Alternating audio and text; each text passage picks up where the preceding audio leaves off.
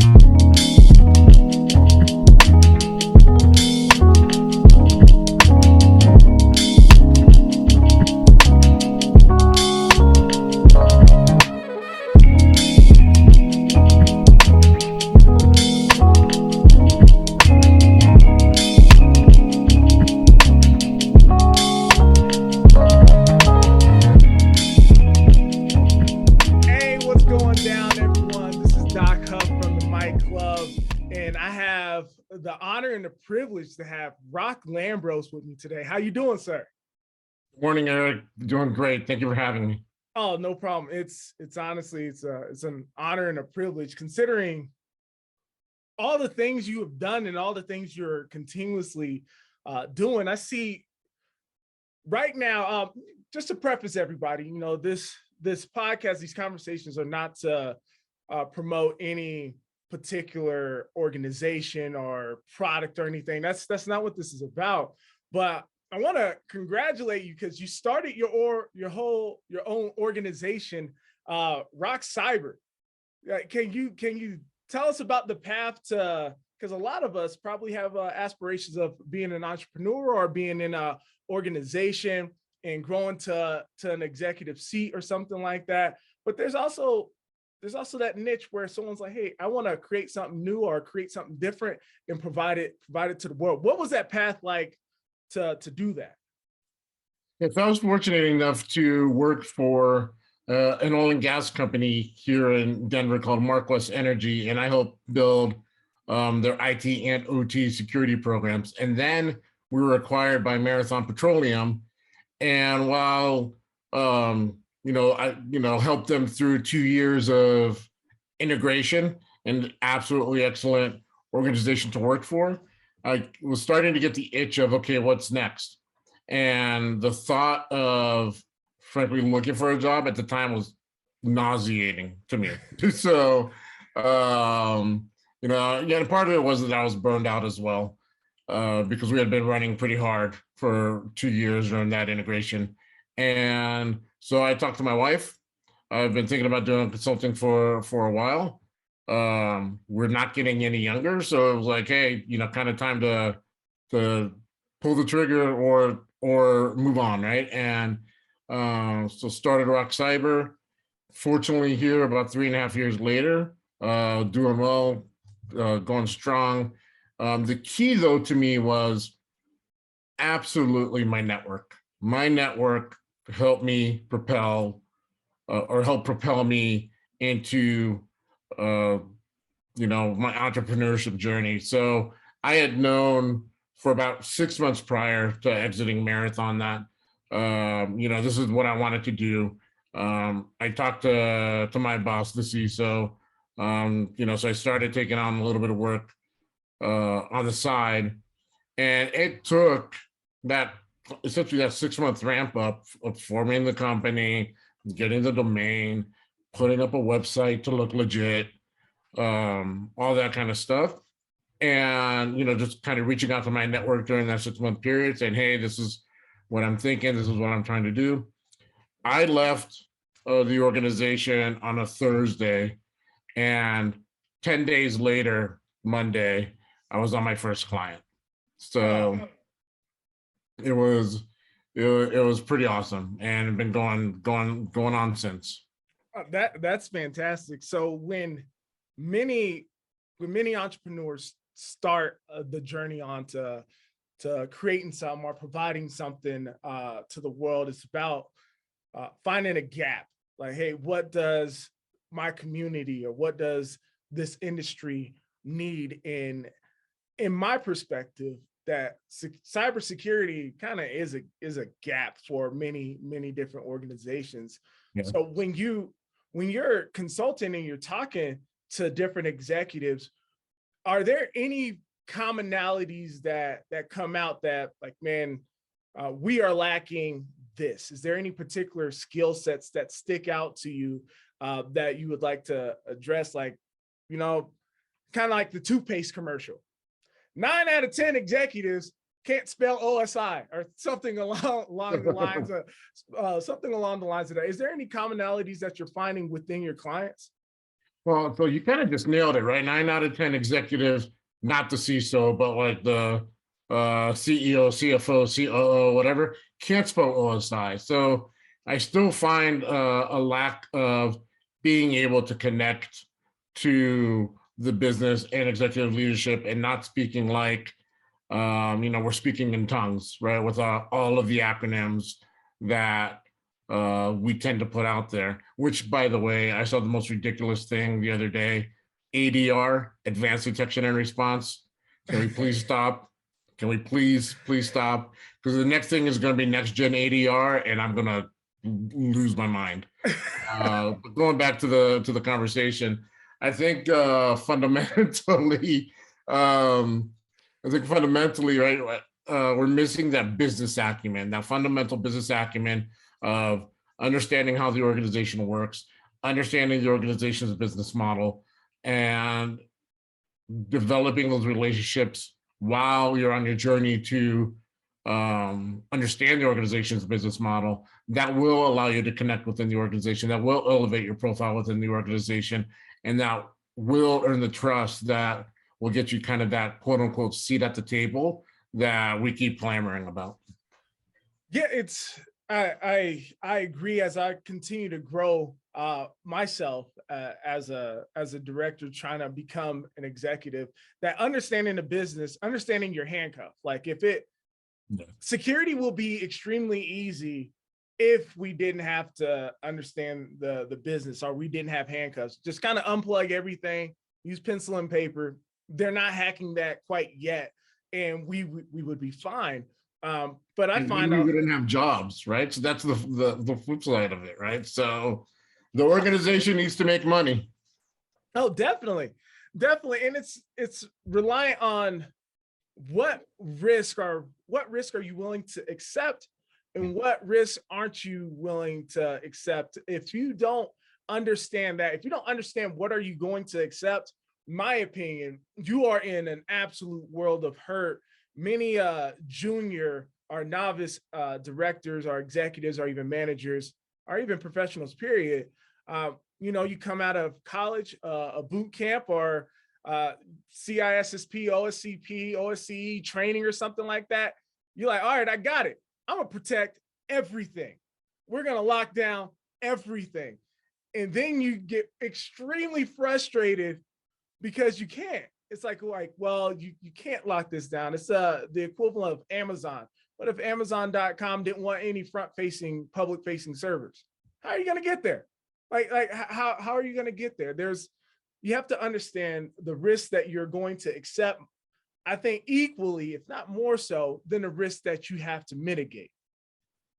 I agree. And I think that's one thing organizations as a whole do not do well, and that's defining their risk acceptance and risk tolerance statements and trickling that down throughout the organization. And I think it's very important to note as security leaders, it's our job to inform the organization about risk. It is not our job 9 times out of 10, going back to your analogy, 9 times out of 10, it is not our job to accept or make a risk decision, whether it be to accept it, to mitigate it, or to transfer it, get insurance about it, whatever. So that's, when we say we try to secure all the things and we, have a low risk tolerance, well, it's not our decision to make, frankly. It's our decision to inform.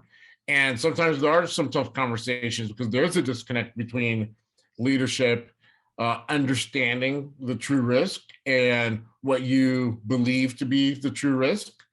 And that comes back to having those communication skills and being able to form those relationships and being able to form that trust to where executive leadership trusts you, you're pressing on an issue tactfully. It's like, oh, well, maybe there is something here. Because when we become the boy who cries wolf and we say that everything is a high risk, then nothing becomes a high risk, right? So, and then, unfortunately, what that does, we internalize those risk decisions by the business. We say, oh my God, I can't believe they're not doing anything about this. Or, oh my God, I can't believe they're not accepting this risk. Or, oh my God, I can't believe they're not allowing me to roll out next gen ADR, whatever. And then we internalize that because we take that pressure upon us saying, if something happens, it's our heads. And that in turn, I think leads to a lot of the burnout and frankly, the self-medication that's going on in our industry. Yeah, the burnout is something I've personally felt, where you're just, if your team's not large enough or you're lacking budgetary, buying or things like that. I think you're nailing it, that it's on the business leaders to tell us what they're going to accept, what they're not going to accept. Yep. And so I've been advocating for similar things like, hey, get into the conversation with whatever executive, whomever you need to get that conversation with, present the risk. If he or she says we're going to accept that risk and try to, if it bothers you enough, try to put some mitigating controls around it. But what you can do, the best you can do is provide recommendations.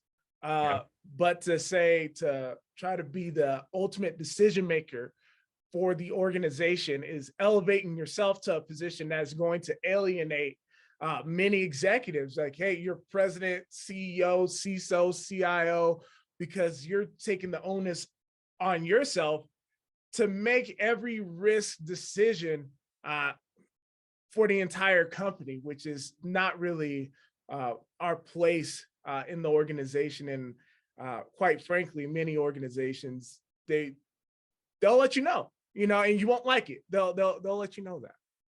Yeah, 100%. There is a disconnect oftentimes about, frankly, our place in the organization, right? And we're not as bad. We're not as big and bad as we think we are sometimes in the organization, right? So, sometimes it's a little bit of get over your bad self. But you also can't be negligent. oh, they don't want to deploy any endpoint protection anywhere. All right, well, screw it, right? Like there are certain battles like you have to, kind of dig in, and again, tactfully, to win, to get the point across, to get the risk across. There's a survey by the NACD, the National Association of Corporate Directors. I think it's called the Public Governance Survey. It was from 2019 and 2020. 61% of corporate directors do not believe cybersecurity should get in the way of business objectives and strategies. Right. So that tells you kind of all you need to know, that when given, do you want to put $1 into sales or $1 into cybersecurity, that dollar is probably going to go into sales.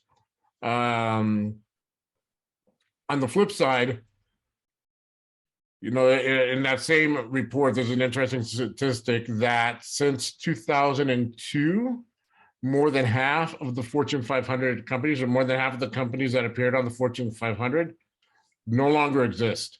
Not that they've rolled off of the Fortune 500, they're gone. Whether they went bankrupt, whether they got acquired, they're just gone, which is an interesting dynamic. Like, so it shows kind of like how digital disruption has been the catalyst for that. Like, people can't keep up. Like Sears, for instance, is a classic example. They didn't get on the e-commerce bandwagon early, and now they're all but blasted out of existence.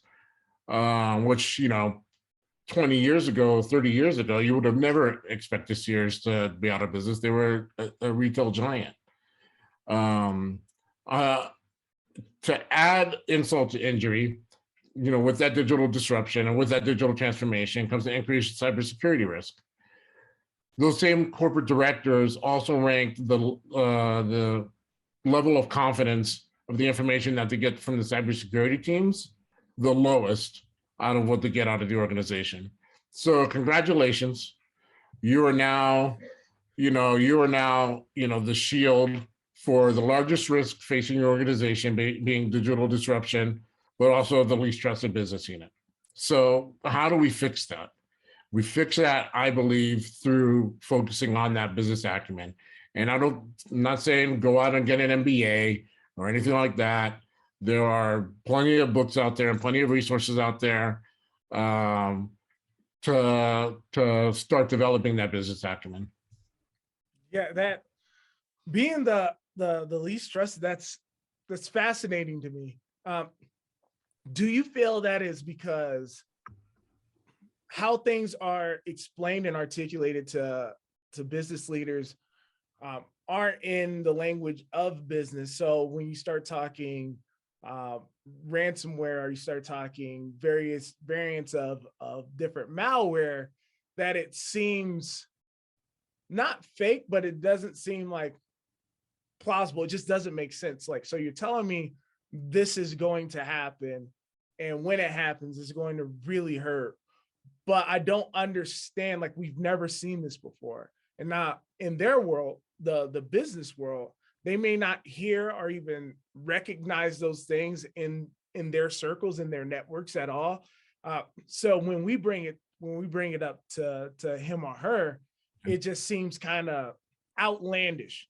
Like, so maybe it's trusted, but maybe, hey, you want to purchase a $20,000 firewall from ABC Incorporated, and we haven't had a data breach or even seen what you're talking about for the last 20 years of our existence. Do you think that's part of the problem?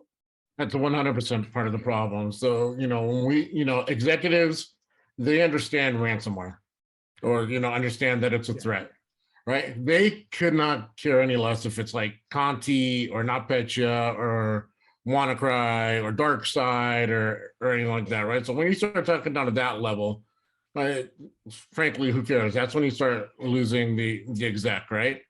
What you need to do is put a business case together around the cost benefits of, whether it be upgrading your malware or upgrading your firewall from vendor ABC XYZ, around hey, we have started to see instances of, increased phishing into the organization with malicious links. We have started to see increased instances of drive-by malware installations, and we got lucky because it affected one or two machines.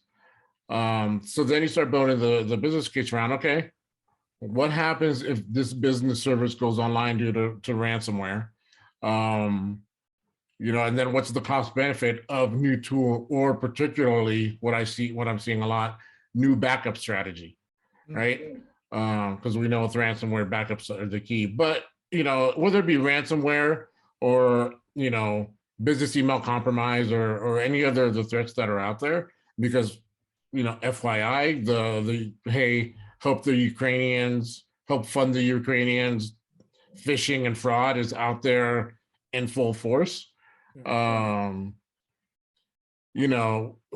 the threat is, build that business case around it, right? Build out the cost benefit.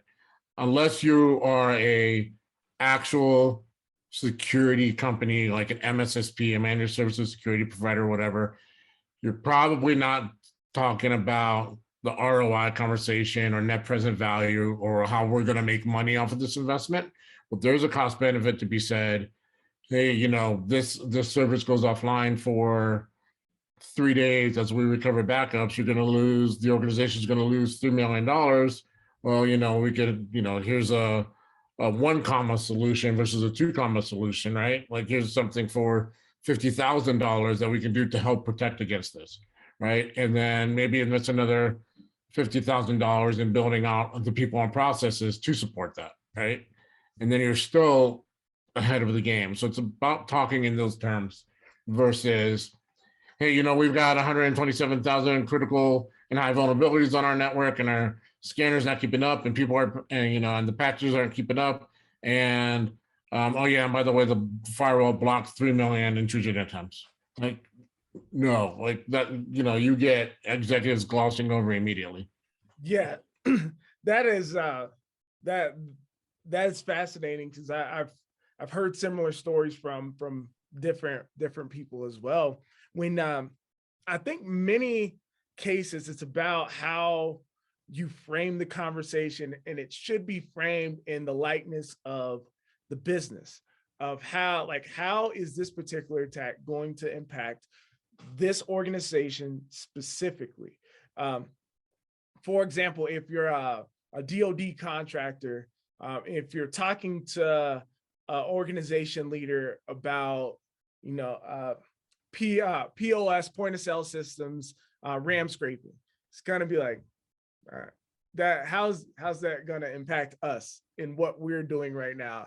We're building tanks or something like that. It just doesn't fit. Not as like outlandish as that, but if you feel your organization is going to run into a problem, how is that going to impact this business specifically? If you're a SaaS company, like software as a service company, if you're a SaaS company, how is this going to impact your business specifically? And if you're doing your research and your due diligence on this style of attack, and you're struggling to come up with the answer why, maybe it's not that big of a deal, because when you start talking risk, in layman's terms, to put it simply, you got your probability or your consequence.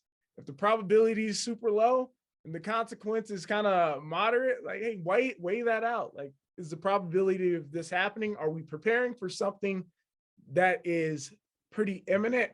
Or we're preparing for the proverbial zombie apocalypse that we just hope that doesn't happen? If it happens, it's kind of doom and gloom for everybody, but it's kind of not very likely. Right. We have other problems if we have the zombie apocalypse. Definitely. So we're on the conversation of executives, and you wrote a book called the CISO Evolution. You're a co-author of this book, and I went through it. It's fascinating. But to put it in large perspective, when I read CISO Evolution, how do you see the past of the CISO, and where do you see this evolutionary trend going for this position? Yeah, so thank you, Eric. So the book is actually broken up into 3 parts. And that first part of the book is called Foundational Business Knowledge. And yes, we go into what, how to tear apart a financial statement and what does, EBIT and EBITDA mean, and gross margin versus net profit, and all that kind of stuff, and why you care, why you should care as a cybersecurity leader. We talk about analyzing your organization's business model using a tool called the business model canvas, to go out and talk to various parts of the organization that you may not talk to. Like, when's the last time you had a conversation with your marketing executive? Why does marketing care? Well, there's this little thing called GDPR and CCPA where they might care, right? And and essentially analyzing your organization's business model, because then how do you, quote unquote, connect with the business if you don't understand your organization's business model? And then in the process, it helps you build relationships, because it's like, oh my God, this guy over here who I thought was a tech geek actually cares about what I do and how I do it and how he can support me, versus just telling me no to everything that I want to do. So the book kind of walks you through that journey. Even talks about how's the company evaluated. Like, when we see these crazy acquisition numbers, like Google buying Mandiant the other day for $5.4 billion, how do those numbers get generated? What do organizations look for to create value or destroy value, as the case may be? And I think that type of knowledge is what the evolution is about, right? Because then it allows you to take that foundational knowledge to move into the second part of the book, which is communication and education. And that talks about literally how to translate all the cyber risks that we talk about into business risk. And connecting it with your organization's ERM program, or with somebody who manages enterprise risk, even if you don't have a full ERM program. And then the third part of the book is leadership. So to be able to do all that, you've got to be able to lead your teams. You've got to be able to communicate well. You've got to be able to negotiate. So the book is really all about the soft skills. You're not going to find a how to configure a firewall in the book, right? Or how to analyze a similar in the book. Not at all, right? It's largely, I would call it largely a business book with a very heavy cybersecurity focus.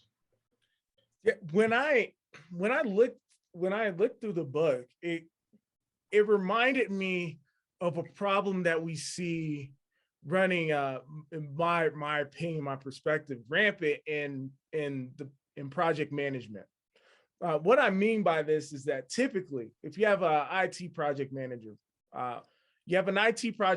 most likely, in a lot of instances, they promoted the most technical, the most talented, like, network engineer, the most talented software engineer, up to project manager. And that's a different skill set. Managing a project is not coding, is not configuring routers and switches, but because of the notion, like, hey, John Doe, Jane Doe is extremely talented coder, she can be the project manager for developing this bit of software for us. And we find that many projects fail, like an absolute asinine amount of projects fail. And I think it's due to this trend. And I like the way the book is presented, because it presents it in a way that's true to the position. Because it's not, if you desire to be a CISO, I feel it is that business acumen, because that's what we need as leaders for the department. It's not really, hey, this person, I just got my OSCE, which is absolutely a fantastic, and I applaud everyone as, it's a hard ass test, to be honest. But to say, hey, you got that, now you qualify for CISO.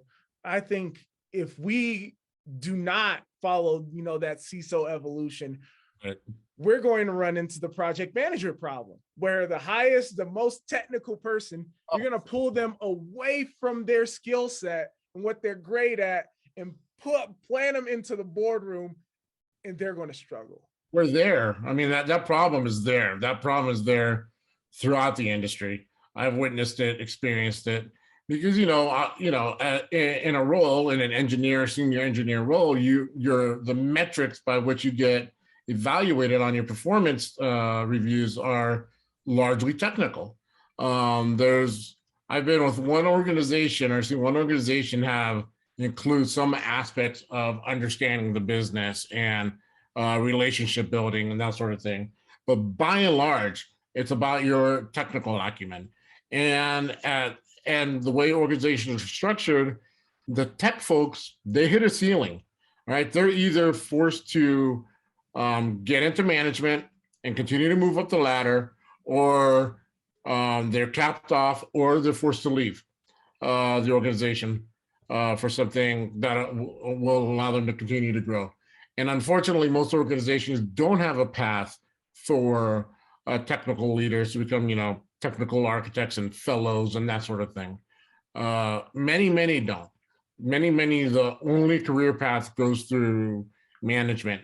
And that's not for everyone. And that's totally and completely okay. But then we've got to understand that and provide the opportunities for the individuals that don't want to go into management, or else we're going to lose them, right? We're having the great resignation right now.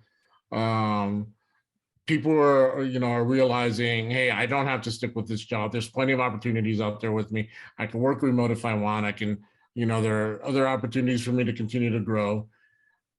We have to be able to retain the people that we have and provide them with the opportunities necessary to grow.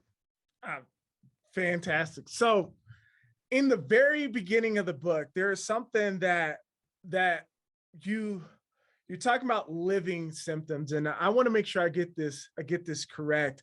It's actually in the preface. It's before the first chapter, and so I was going through it, and I was like, all right, this is he's on to something here. And you state, we have supported leaders who failed to convince their business of the importance of cybersecurity risk. We have lived these symptoms: failure to garner trust from executive leadership, misaligned expectations around risk appetite and capital allocation, misperception of cybersecurity's role in business, demoralization of your team in the face of cyber risk acceptance. When I was reading that, I was like, how has he lived my job? And because you're correct, we have lived a lot of these symptoms. And you feel that business is the cure for some of the symptoms? Obviously, I want to backpedal and give you a chance to clarify, because someone may completely misunderstand what we're talking about. We're talking about business, but do you still feel the technical side has some level of importance to the position of CISO? 100%. I grew up through the 100%. I grew up through the tech ranks, right? I wouldn't be where I am today if I didn't have a foundational technical knowledge and technical experience as well. I decided that I wanted to get a master's degree. I made the decision that, hey, I know I want to move up through the management and leadership ranks. I can learn pretty much anything technical on the job, but I'm not going to sit down and learn accounting principles and finance principles, evaluation principles and economic principles and marketing principles. I'm just not going to do that on my own. So my decision was to go get an MBA. You absolutely 100% do not need an MBA. That is not a gatekeeper into the CISO role. And what Matt and I both aspire to do is kind of we both have MBAs, when we set out on this journey to take kind of the best parts about what we learned during our MBAs and what we've leveraged throughout our careers, and dump it into the book and say, how did we apply this to this particular challenge that we faced throughout our careers? Back to your question, I absolutely think then, from a leadership perspective, having that business acumen and being able to better align your cybersecurity programs will solve a lot of those symptoms, right? The understanding of cybersecurity space in the business and misplaced capital allocation, right? That really means what we talked about earlier. Get over your bad self. You are not the end all be all within the organization. Your organization faces the challenge every day. Do I invest $1 into sales and marketing? Do I invest $1 into R&D, or do I invest $1 in back office? Do I invest $1 in cybersecurity? What is going to help grow the organization? Because ultimately, organizations are there to do two things: make money and reduce costs. Yes. Period. Right? That's what they do. So, again, taking on that gatekeeper perspective that we have of trying to mitigate all the risks all the time, leads to a lot of those burnout symptoms, right? Because we start internalizing things, and when you don't have the proper resources to fund your team, to fund a team, right? And then to fund your team, then you do get demoralization on the team, right? Because they're trying to do the best as well, and then when you're facing the burnout, no matter how much you hide it, your team picks up on that, and that trickles down to your team. So yeah, we fully agree that business acumen, is part of the cure, but I would never say like it's one or the other. Right? I grew up through the technical ranks, and that has absolutely helped me be, where I am today.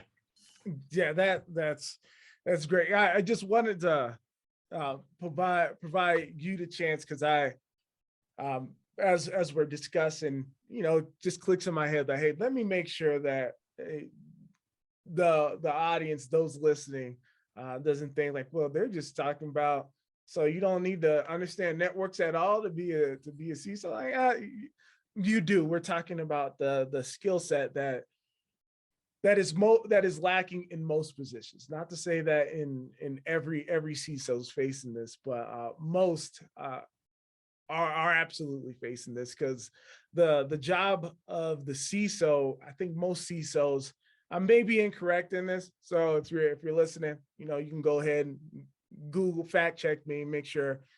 But I think the most CISOs last 2 years or something like that. They don't last very long at all. 18 to 24 months is kind of like that average, that sweet spot. And before they roll off to another job or another opportunity. A lot of that is burnout. A lot of that is burnout because of those symptoms that you just read off. They kind of get to the point where they realize they are not going to get the resources that they think they need. They feel like they're being put in a position of failure. Forbes had a great article a couple of years ago about how 70-80% of CISOs self-medicate. It's just not healthy to internalize all of those symptoms, all of that risk.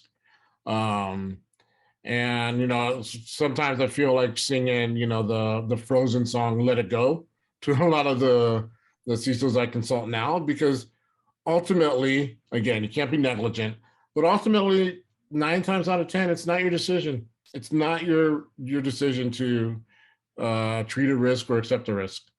Ultimately you do the best you can to articulate the level of risk to the organization. And, in my opinion, the best you can is aligning it, building the stories, as you alluded to earlier, around how this helps enhance and support the business strategy. Fantastic. So before we switch topics, I want to close this small section out with a quote from yourself and your co-author on this book. It says, "We hope this book can be an alternative, serving as a shortcut to the long nights and imbalance that a master's degree can impose on your personal life." I thought that was absolutely fantastic. But to move on, you're much more so than just the executive leader, cyber coach. You also are an advisor to the National Cybersecurity Center for Smart Cities. Yep. I understand what smart cities are trying to be. I'm not sure. Actually, let me ask this question to you. Do you feel that in the US, do you feel we currently have a smart city, like somewhere in the US? Now, there are pockets of smart city capabilities. Um, the city of Denver, the city of Aurora, the city of Centennial are leaning in hard. Pockets of smart cities capabilities. But when you think of a smart city, a true smart city, it's almost like everything is interconnected. All services are interconnected. All the traffic lights are timed appropriately, right? Right, across jurisdictions. Um, healthcare services are interconnected with um, alternative care services that are interconnected with pharmacies that are interconnected and mostly automated, right? So I don't think there's a true smart city in the US and maybe not the world. Like, some people say Seoul, South Korea is maybe the closest. Um, the challenge I foresee with smart cities, though, is to come up with a true smart city model. There are a lot of security and privacy challenges around that, particularly privacy challenges, right? Because now you're talking about data sharing across multiple organizations, multiple jurisdictions, particularly when it comes to like your healthcare and your driving habits and um, um, waste management and all of that, right? So there are significant challenges there. There are significant challenges around even the interoperability of devices, all right? What you live in Fountain, when you cross into Colorado Springs, like you don't care about that you're crossing into another city. You want all those traffic lights to be synchronized, Yes. right? So like, same here up in Denver, right? When I drive into Aurora, I don't care that it's a different city and a different jurisdiction. I would want all those traffic lights to be synchronized. So those are some of the challenges we're facing. Definitely. When I was thinking about smart cities, the best analogy that I have at this moment is kind of like, the proverbial, nearly cliche, like Maslow's hierarchy of needs. I think we need that for like the state of where your smart city is, and at the very top is what you're alluding to, where everything's connected, and kind of are we there yet? And I was thinking about smart cities, and I wanted to discuss some of the problems that you foresee. And I know the security implications are there, and the privacy implications are there. Do you see, as an advisor, do you see cities taking on the security portions of it as seriously as we would hope? Because smart cities, as citizens of cities, if your city chooses to go like smart, like, hey, we're gonna go all in on smart city, we're all citizens of that city. And if the security ramification, if the city's not taking security seriously, we're all going, it can be catastrophic for the citizens, just as well as the city and the government. Absolutely. I mean, look at the geopolitical climate that we're in now, right? So even more connectivity provides an even bigger threat surface to cause legitimate kinetic impact to the citizens. I'll answer your question like this. I'm not going to say that I have seen every smart city type of proposal RFP out there dropped by the cities across the nation, but all of the ones that I have seen, data security has been like a line item, right? There are all these requirements about how, all these requirements, how to do things, the types of technologies we want, the business outcomes, and oh, by the way, data security, right? So there is a challenge, right? And oftentimes, and it's not like the IT folks writing these RFPs, right? It's there might be somebody on the operation side responsible for smart city type of proposals, not very technical, not savvy. IT has a little input into the RFPs, and sometimes they don't even know the RFPs are being dropped. They're like, oh, what's this? And are we going to have to support this, or is this going to be total shadow? total shadow IT. So we have a ways to go to get there. I think now, given the heightened sensitivities around the geopolitics and around attacking critical infrastructure here in the United States, there is going to be certainly more focus on it. But yeah, we have a long ways to go. Uh, You don't have to answer this if you do not want to.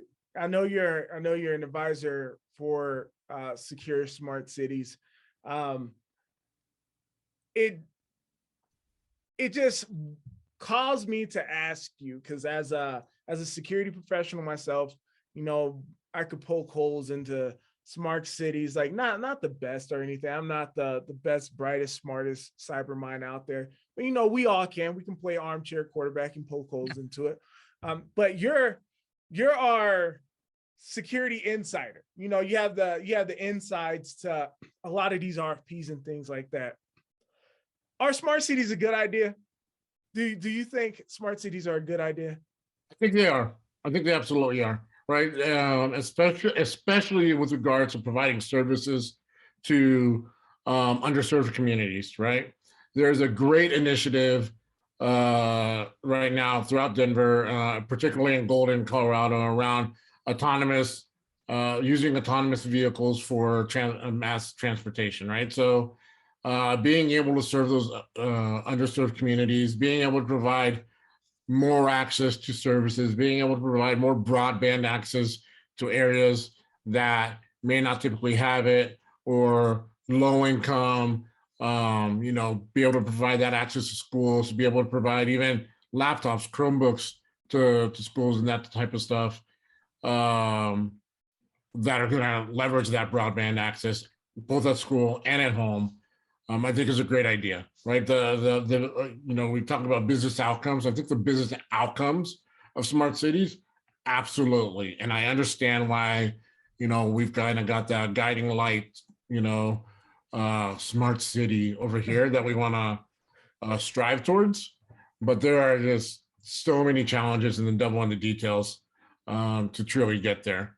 But kudos to the NCC, kudos to Tyler over the Colorado Smart Cities Alliance.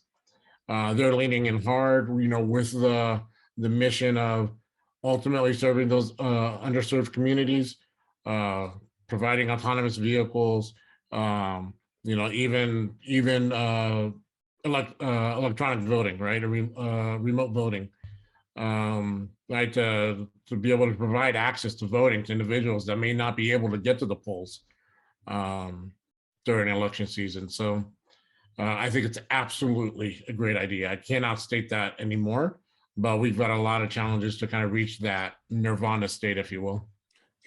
All right.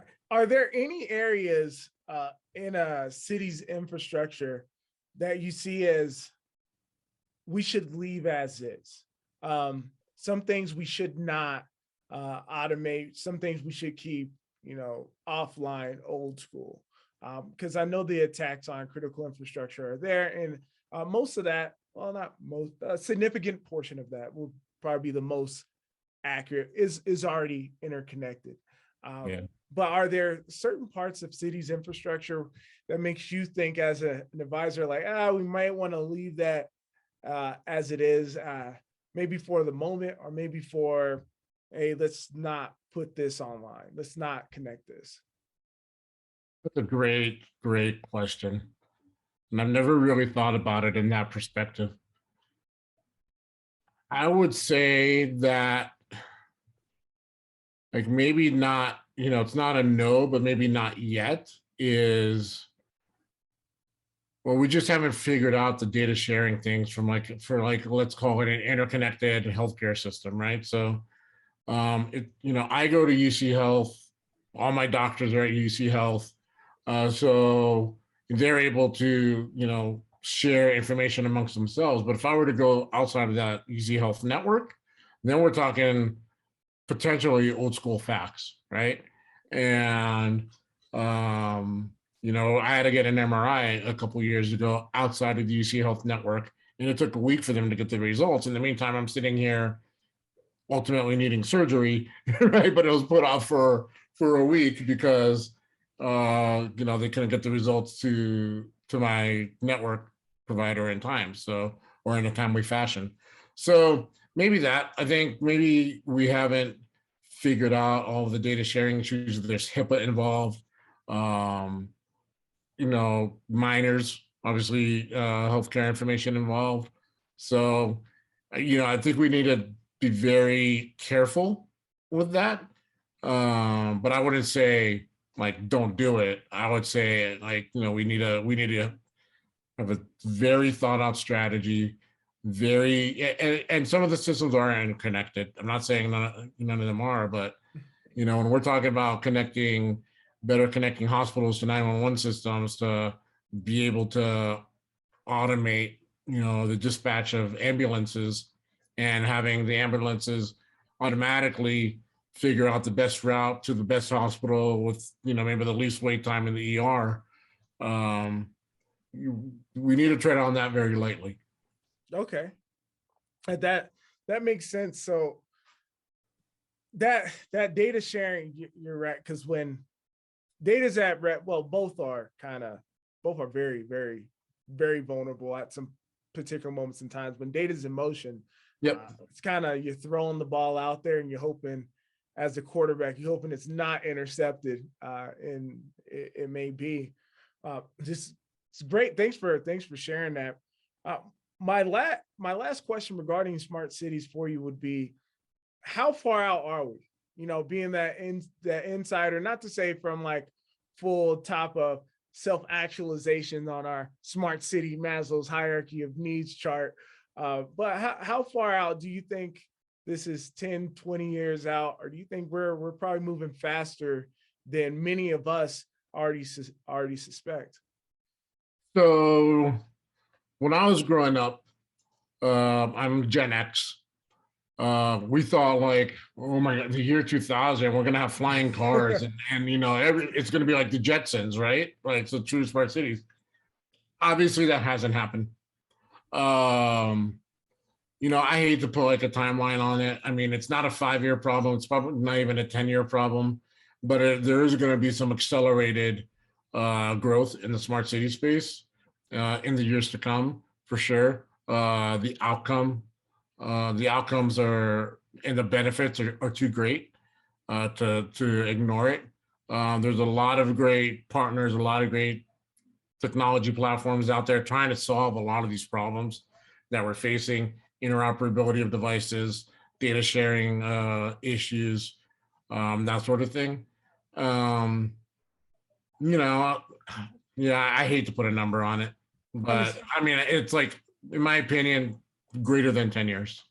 Understood. Apologize, as you're talking, my brain's going 1,000 miles an hour.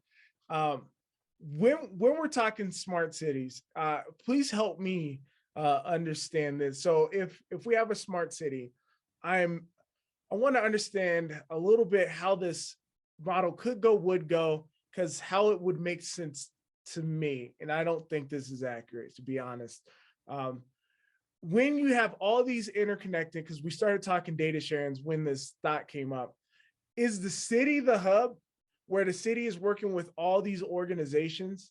Like, if all these cities are if all these organizations are interconnected, the traffic light systems, possibly your self-driving vehicle and things, is the city the hub where the city's collecting all this data and distributing it out to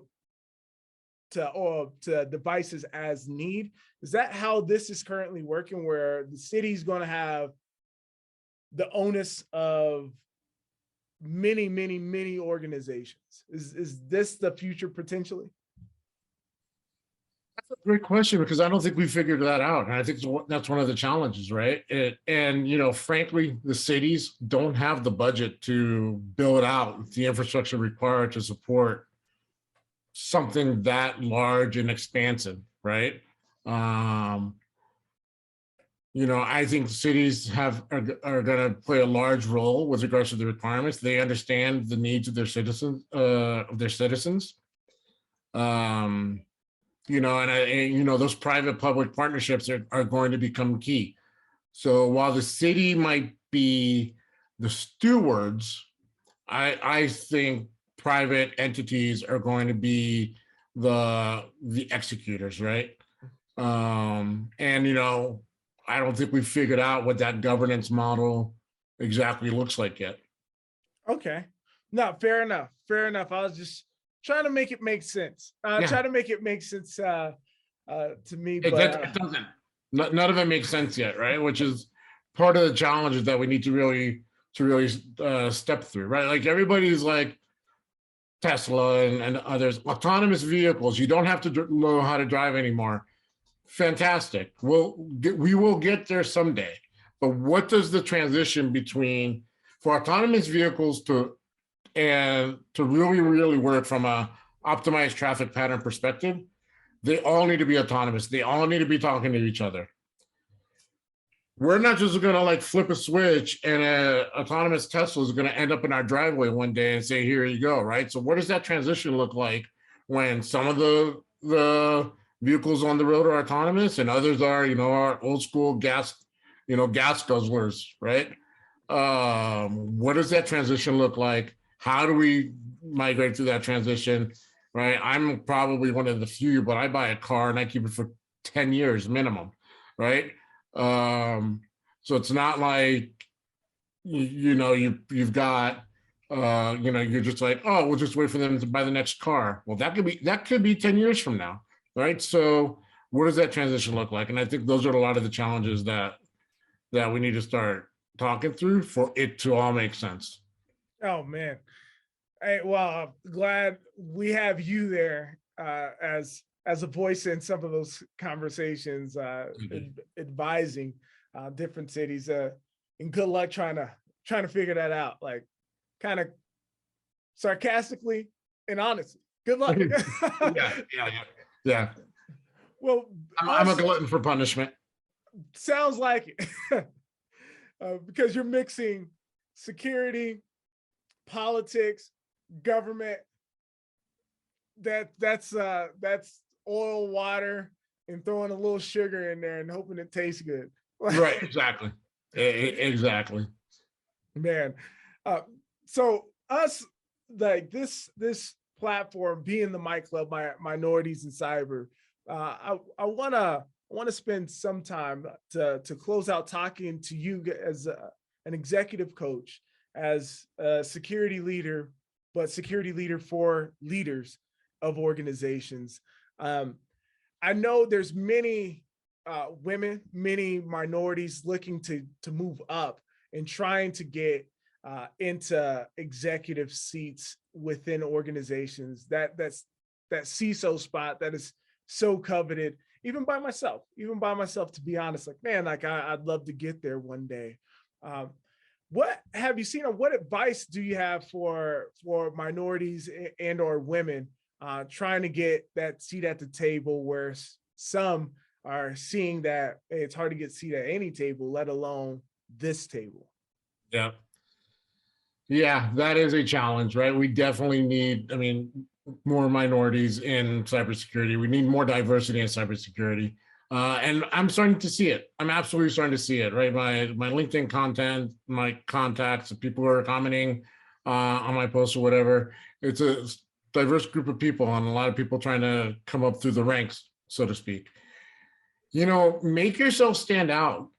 And by that, I mean, like, if you start, I don't want to sound like it's, a pitch back to the book, but if you start understanding the business more, not being that department of no, not being that I can't believe they're not deploying my firewall solution or whatever, and trying to get that better understanding of the business, I think that you'll stand out more. And, as we are promoting more and more diversity in the workforce, you will catch the eye of those leaders, right? Trying to promote from within, trying to retain individuals.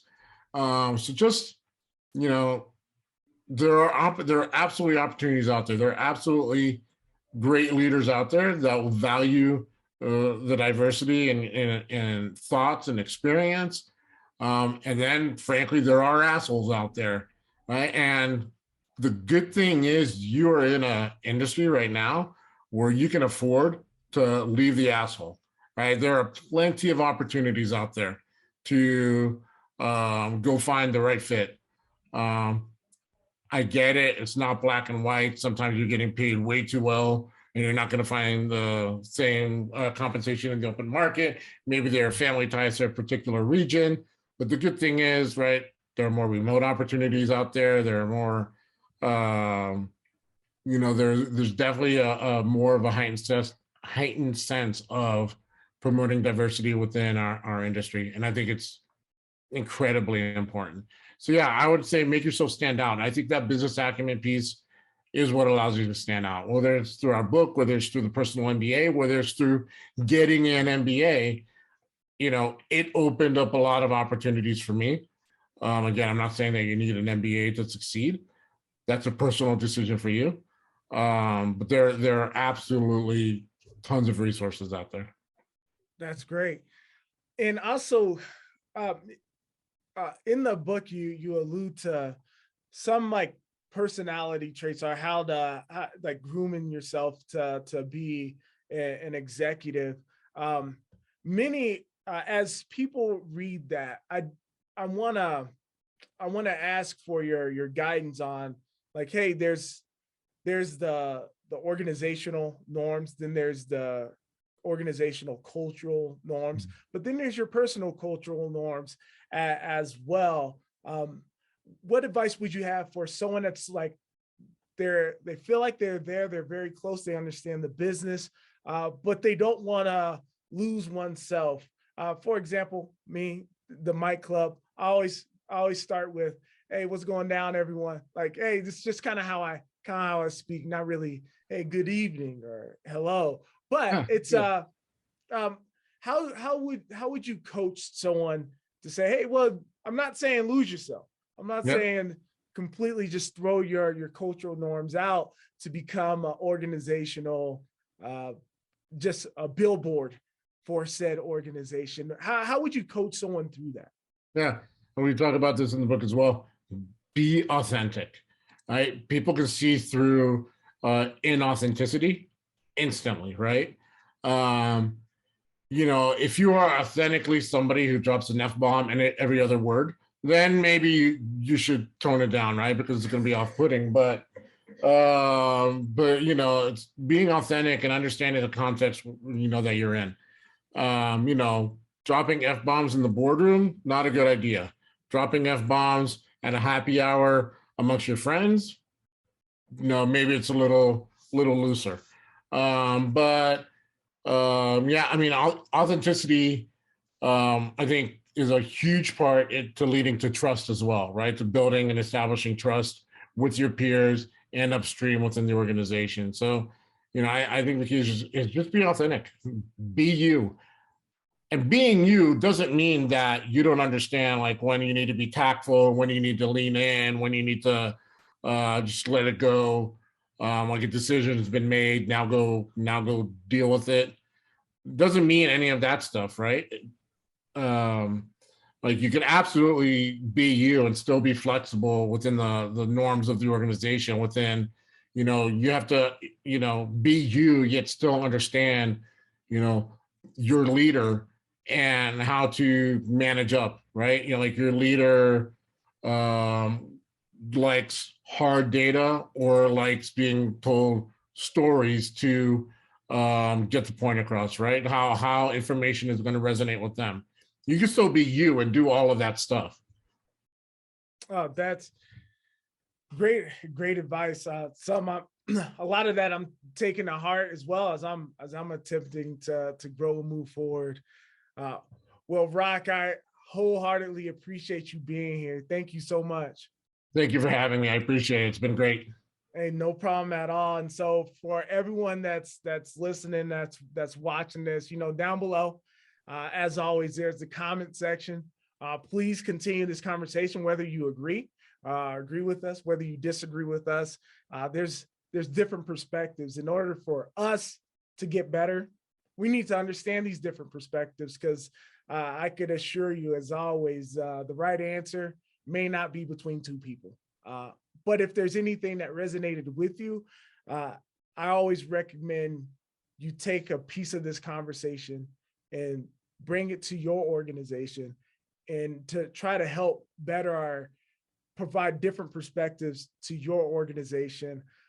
Because with security, whether you know it or not, we're all in it together. Like, where every organization at some point through transitive property, we're all in it together. And thank you all. I wholeheartedly love you all. Appreciate you. This is Dr. Huffman from the Mike Club.